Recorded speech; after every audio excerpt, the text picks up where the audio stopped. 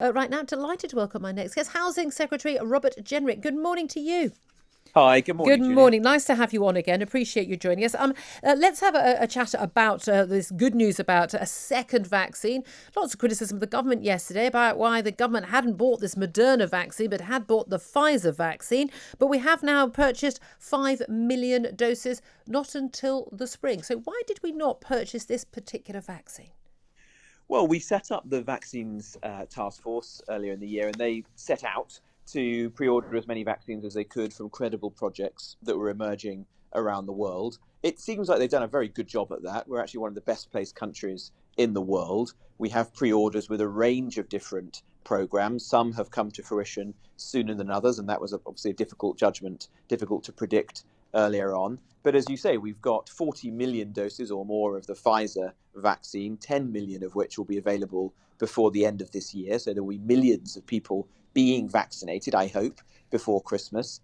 And we have a smaller amount, but nonetheless 5 million doses of the new Moderna one, which will be available in the spring. So we're actually pretty well placed, and there are still other irons in the fire. Of course, we all hope that the Oxford AstraZeneca programme, our own homegrown one, will come to fruition soon, and that will provide us with tens, if not hundreds of millions of doses, so that the majority of the country, certainly the vulnerable people in society, can expect to be being vaccinated in the first half of next year. And the explanation, of course, is the Oxford AstraZeneca vaccine is very similar and also may well be much cheaper and easy to put out. It doesn't have all those concerns about the minus 70 degree Celsius storage.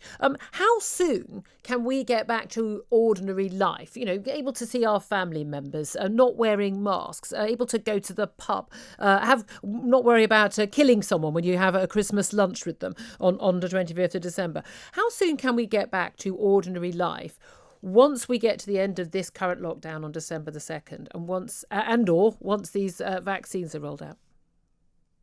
Well, as soon as possible. I think the last 2 weeks have transformed the picture and raised everybody's hopes for 2021.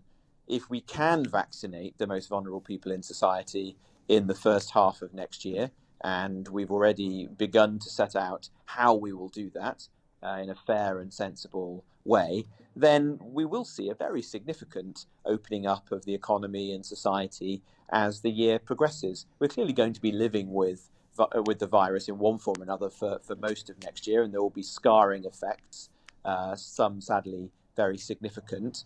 But I'm increasingly optimistic about 2021, particularly from the spring onwards, being a period of recovery and renewal for the country. But hold on, what was the point of this lockdown that we're in right now if it wasn't, as people were calling it, this idea of this circuit break? I mean, the Labour Party were calling for a 2-week one, but then stretched to 3. We're currently in a 4-week lockdown. If it doesn't break the circuit, if it doesn't cut deaths, if it doesn't mean that we can be out of all these measures and getting back to normal life, what's the point of it? Well, we didn't argue as the government for a circuit breaker. We took the view that these further national measures would enable us to suppress the virus and to ensure that the NHS wasn't overwhelmed, so that we could continue to get through the remainder of the winter before the vaccination programme was able to kick in. It appears as if that strategy was a wise one, in the sense that now, with this good news on the vaccinations, we should start to see the most vulnerable people, those most clinically vulnerable to the virus, being vaccinated. Well, hold on a minute. Does that mean we have to stay in some version of these lockdown restrictions? We can call it a lockdown, we can call it tier 3, you can call it tier 4, whatever we want to call it. Does that mean unless or until all the elderly and vulnerable people are vaccinated, and the earliest date we've got for that is Easter, and if it all goes very well indeed, that we have to stay in these level of restrictions until next Easter? No, that isn't our expectation. We hope that we'll be, and of course it's a very fast-moving picture because these discoveries have only come to fruition in the last 2 weeks, so it's difficult to say with confidence. But it does seem as if millions of people will be able to be vaccinated before the end of this year, and then more substantial numbers in the first few months of next year. The measures that we're undergoing at the moment, difficult though they are, and I appreciate that they divide opinions, they will enable us to ensure that the NHS is definitely not overwhelmed, that there's definitely capacity to manage the virus until such time as more people have been vaccinated, and the spring also will bring other benefits as well, as better weather and so on will play its own role in suppressing the virus. So I do think people will have to bear with measures of some form or another for a period longer. And how long but do I you think? certainly hope that we won't have to have another national lockdown of the kind that we've experienced Now, this how long month. do you think people are going to put up with this? It's very clear that the evidence shows that that people say they support the lockdown, but they also say, we talked to Sir John Curtis, a zoologist and pollster, about all this a little bit earlier. They also say, well, actually, I support the lockdown, but other people aren't obeying the lockdown. I genuinely, I can think of only now 3 people that I know who are absolutely obeying all the measures of the lockdown. Lots of people who want more stricter measures say, well, all these people out on, people are out in the supermarkets, people are going to school, going to work. There are many people calling for even stricter measures, closing the schools, not allowing people to work unless they're key workers, going back to the measures we saw last March and April and May. Realistically, how long can this nation and this economy, and indeed our mental health, survive living in these level of restrictions and lockdowns on our lives? Well, I want the measures that we're living under at the moment to end on the 2nd of December.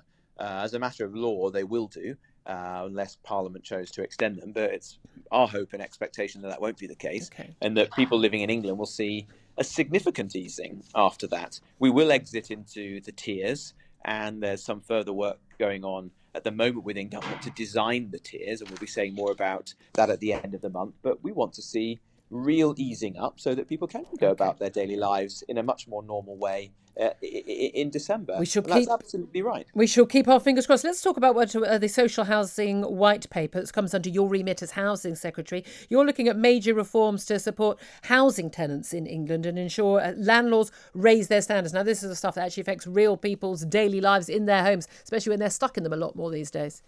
Yeah, that's absolutely right, Julia. There's 4 million social households in the UK, people living in homes that are owned or run by housing associations and local councils.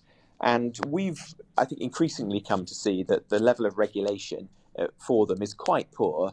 It isn't very consumer focused. So if things go wrong, people don't have the redress that they deserve. We saw that, sadly, with the Grenfell Tower tragedy, and that's one of the things that's inspired this piece of work.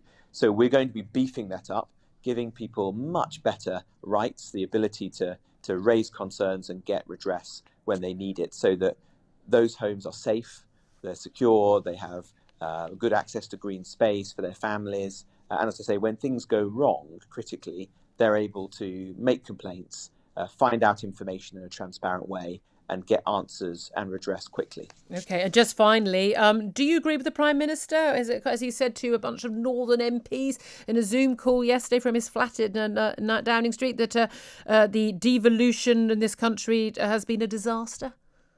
Well, that wasn't what the Prime Minister was saying. He said, or it's been misinterpreted, the Prime Minister is not opposed to devolution. He's a supporter of devolution, both to the devolved administrations and within England. You can be a supporter of it and still think it's been a disaster. He's the first Prime Minister to have been an elected mayor, I think, since Clement Attlee. His concern, and it's one that I would share, is that devolution in Scotland has led to the rise of separatism and nationalism in the form of the SNP and Nicola Sturgeon. And that is divisive and seeks to break up the United Kingdom. He loves the United Kingdom. He's a unionist, and he believes we should all be working hard to fight against that. And that's what he's doing in government. And you can see that, for example, the furlough scheme, a really important UK-wide scheme that's supporting millions of jobs in Scotland. And for example, with the vaccine programme, where as a United Kingdom government, we're going out into the international market, procuring vaccine to help save people's lives and reopen the economy. But so surely the strength of the UK is very clear, and we want to ensure that continues. There's nothing wrong with nationalism if the people of Scotland or Wales or anywhere else want to, just as we had with Brexit, the people of the UK voting to not be controlled by the EU. If they want to be independent of the United Kingdom, surely if they vote to do so, they've every right to do so. Well, we all believe in patriotism, love of country, and it's absolutely right that people in Scotland should be proud of their nation. But I don't want to see the breakup of the United Kingdom, because I believe it's equally important that this great union that's existed for hundreds of years should continue. It's one of the world's most successful unions of nations. And we as Conservatives, I know the Prime Minister feels very deeply about this, will do everything that we can to preserve it and to persuade our friends and neighbours in Scotland to remain part of the UK. OK, thank you very much indeed for joining us, Housing Secretary Robert Jenrick. Appreciate that.